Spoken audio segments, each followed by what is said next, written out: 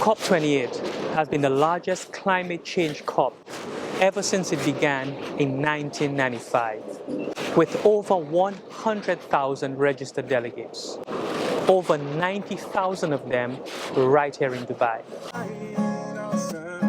It has been one of many firsts. The first ever youth stocktake to build global legacy on climate action. The first ever faith pavilion. One of many controversies. Don't be forced, just say no. Fossil fuels have got to go. And one of action. And today it's all about implementation. We have the political will. We've unlocked finance. I'm sure you've seen $83 billion of committed investments now mobilized just throughout these days at COP28.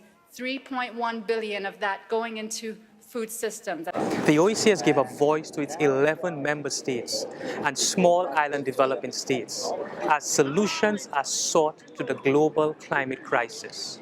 The biggest innovations come as unintended consequences of a very deep search for solutions. For us in our region, solar is more than a mitigation. It is actually also seen as an adaptation measure.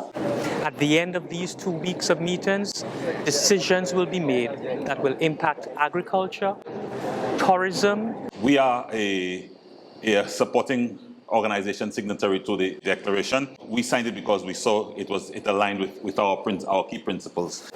Manufacturing, industry, and the general order of business in our world. The OECS Commission continues to be a voice at these meetings for OECS member states and its citizens with the shared value of a better quality of life for its citizens. There's no climate justice!